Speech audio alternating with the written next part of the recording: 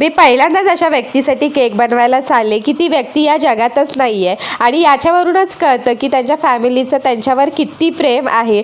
जेव्हा त्यांनी मला तो फोटो पाठवला तेव्हा माझेसुद्धा डोळे भरून आले आणि तो फोटो मी इथे शेवटला लावलेला आहे या व्हिडिओच्या. या केकचा फ्लेवर कस्टमरने माझ्यावरच डिपेंड ठेवला होता आहे. आत्तापर्यंत मी असे खूप कस्टमर बघितलेत की त्यांना फ्लेवर फिक्स असतो, डिझाईन तुम्ही काही करा, पण पहिलेच असे कस्टमर आहेत की ज्यांनी आपल्याला फ्लेवर डिसाईड करायला सांगितलं. म्हणून मी ह्यांना पायनॅपल फ्लेवरमध्ये हा केक बनवून दिलेला आहे. पायनॅपल फ्लेवर निवडायचं कारण म्हणजे हा कॉमन फ्लेवर आहे जो प्रत्येकाला आवडतोच, त्यामुळे मी हा केक पायनॅपल फ्लेवरमध्ये बनवला. आणि कालच्या व्हिडिओला जे काही तुम्ही प्रेम दाखवलं की हो आम्हाला तुझा व्हॉइस आवडतो म्हणून, तर मला खरंच ती गोष्ट ऐकून खूप बरं वाटलं आणि खरंच तुमचे खूप खूप थँक्स.